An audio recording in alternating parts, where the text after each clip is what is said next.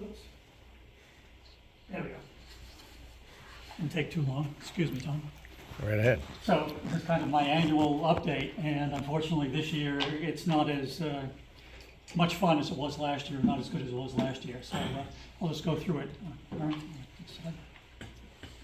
So this is the lake, Pawtuckaway Lake up here. Town Beach is up here. Fundy Launch is up there underneath the ES. Mostly state park, Horse Island, a lot of campgrounds. So I think you all know pretty much the general layout of the lake. 2023, we had this treated with Procelicor. The black areas were treated with Procelicor, and because they were the densest area of milfoil. The gray areas, we had a professional dash crew come in and clean those out because those are the next most dense areas.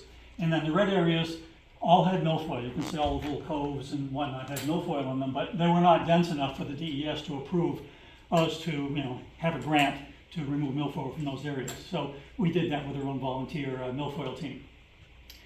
Next one. All right, 2025. This is what it looks like in 2025. The blue pins mark milfoil that has been found and removed. The colored pins, like this orange pin over here, those indicate the marker that's there to tell us where the milfoil is. We search and we drop markers. The black pins are milfoil, but there's no marker there. We've GPSed it, we know there's a milfoil there, we verified it, but there's no marker there. The gray ones, interestingly enough, I asked the DES to come in and do a survey of the lake, which they finished about a week ago. And they go around the lake in a boat, they have an aquascope, they have some sonar, and all the gray pins are milfoil they found. Most of them coincide or close to where we found them, but they found a whole bunch more up here. And by the way, there are a lot more pins up here than you can see. They're just so packed in that you can't really see them. Interesting that down here we had a very big cluster of milfoil that we obviously able to remove because it's mostly blue pins. But this is the big trouble area that I'll be talking about more. And you can see that not only in this area up around the Town Beach and Drowns Dam, but the milfoil is moving up here, up toward the Fundy public boat launch. And I'll talk about that more as we go along. Okay, so the milfoil not yet removed, everything you see here, that previous chart was everything. This is what's left right now. So we've got some still down at the bottom end of the lake, the southern end of the lake down here. Not too bad, but when we look up here, this is all to be removed. And as I said, it's actually worse than what the pins would indicate. 2022, we had about 450 gallons of milfoil that divers harvested. In 2023, when we had the Procelicor treatment, we hand pulled this much, and this much was, we estimate, removed by Procelicor. If you stack those two bars on top of each other, it comes out to about 700 gallons. This year, we're at a higher number, hope you people can see it, we're at a higher number than we had in 2022, but not quite as much as the whole stack in 2023. But you saw the pins in the previous chart. That's all the milfoil yet to go. If we remove all that, it would blow away this number, undoubtedly. So it's getting worse. If you look at the lake, this is a bathymetric map of the lake. Well, our lake on average is fairly shallow, but in particular, the light blue areas are the shallowest areas. In particular, take a look up here. This whole area, over 300 acres down to, let's say, about here, over 300 acres, 3/8, almost half of the lake, third of the lake, somewhere in that range. Gets deeper here, and it's deep in the middle here. Of course, the shorelines are shallower. Anything less than 12 feet, milfoil can grow in. That's just based on visibility, how much sunlight there is reaching the bottom. So a lot of these areas, milfoil can crop up in, and we have seen it in a lot of the areas down here, and now we're seeing it up here. And this area is not only shallow, it's weedy, and it's silty. And I'm going to focus in now on this area up here on the next chart, but you can see all the areas that I've outlined in red here that are shallow enough for milfoil to grow. And as I said, we've had milfoil in all of these areas in past years and in the current year to various degrees. All of this, as I said on the previous chart, is all fertile ground for milfoil to grow and spread. On the next chart, I'm going to focus in on this area up here. And again, public boat launch, Town Beach up here. And Drowns Dam, which I did mark, is right next to the Town Beach. Okay, this is that area I blocked out in the previous chart. And you can see all the pins, and you can see what we've removed this year. This area alone, it's a relatively small area, almost a quarter of what we removed this year. This and this together, almost half of what we've removed this year. So this is a real super hotspot. I say over here, 0 gallons. We know there's a ton of milfoil in here. I've seen it, we've seen it, and a lot of DES has seen it with all the great pins. I say 0 gallons because we haven't been able to get there yet. So we haven't touched that area. And in fact, I know that the amount of milfoil is in this area as well. No, they already marked one pin up there, over in this area too. So I will basically say that within a year or two, maybe 3, if we didn't do anything, this thing would be solid red. It would be solid milfoil up here. It is, as I said, shallow. The silt is 1 to 2 feet deep. And the problem, in addition to the amount of milfoil and how fast it grows up there, is that it's very hard for divers to extract in shallow water. Imagine you're laying in 2-3 feet of water as a diver, trying to remove milfoil. Your fins are kicking up the silt, your hands are kicking up the silt, the boat that you brought in is kicking up the silt. Very hard to get visibility and see what you're doing. And being in very shallow water makes it really complex.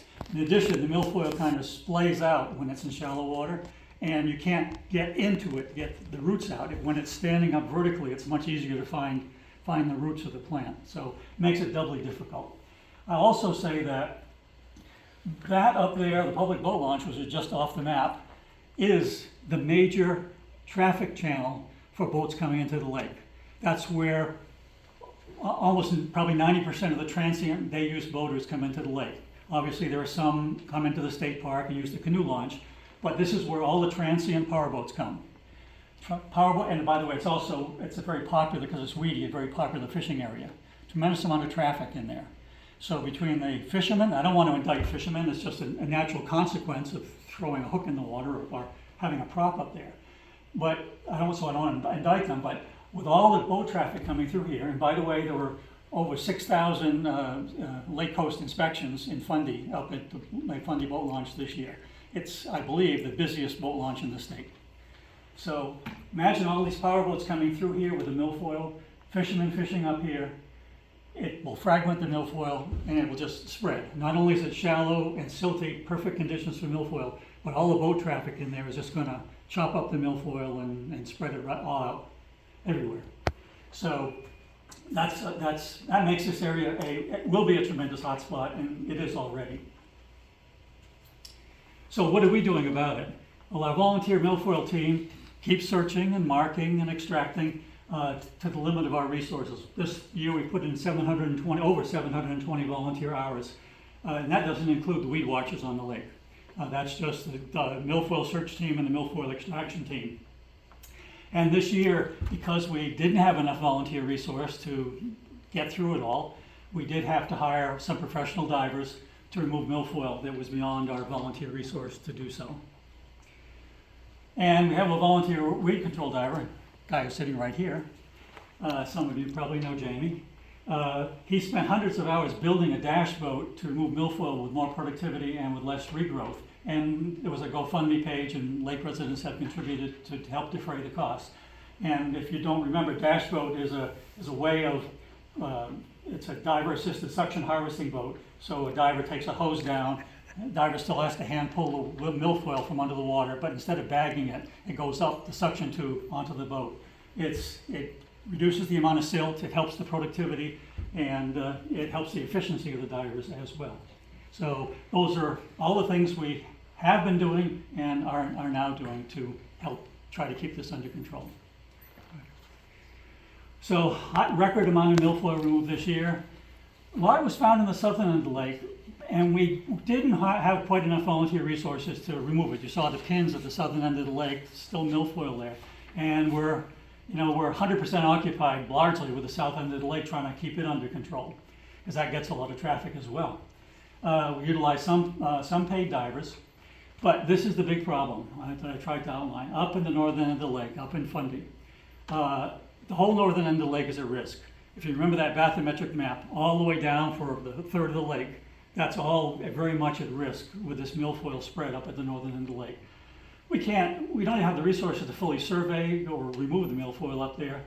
And I believe that without a significant investment in more than our volunteers, either paid divers or Procelicor, the northern end of the lake in 2-3 years, we're just going to be, it's going to be solid, it's going to be a meadow. It's going to be fundy meadow rather than fundy part of the lake. So, in the southern end of the lake, we're going to continue to use the volunteers, as much volunteers as we have. At the northern end of the lake, we need help. I'm meeting with New Hampshire DES in October to discuss the strategy. What should we do? What do they think we should do based on the survey they just did?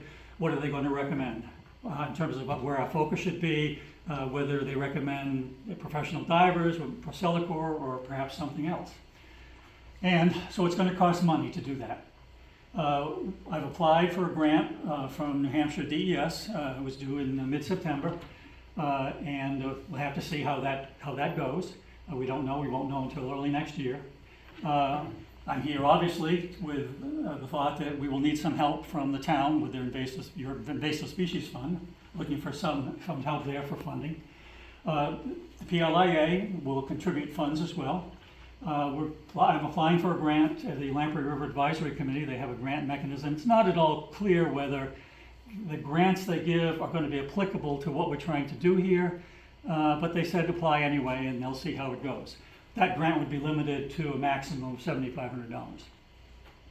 And always we keep looking to the New Hampshire State Parks or some other New Hampshire government entity to say, help out. You know, the state park is a big piece of this lake.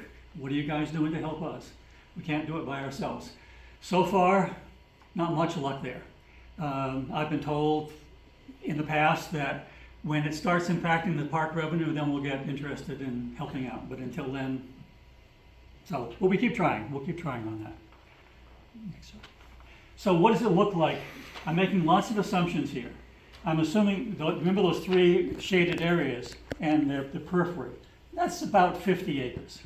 So I'm just guessing that that's the area that we really need help with up there. So if we need treatment in 50 acres, I'm assuming that DES will say Procelicor is the preferred remedy. I don't know, these are all assumptions. And if we obtain a grant from DES, and we will get only 50% of the estimated cost. The first time we did it in 2023, they gave us 100%. This time it's limited to 50% or less. The or less is how much money do they have in their budget, how many people have applied, how much do they think our need is, and so forth. So it'll be somewhere between 0 and 25K. And the total cost will be about 50K, about $1,000 per acre based on the 2023 cost of treating it with Procelicor.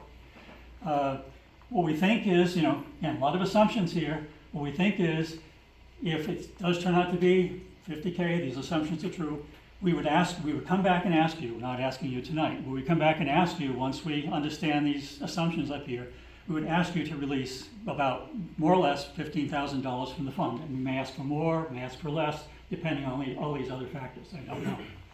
And the PLIA is prepared to add $10,000 to that $50,000 estimated cost. And as I said, we're looking for other sources as well to try to get some money to do all this activity. I think that's the last one, I think. Yeah. So, any questions?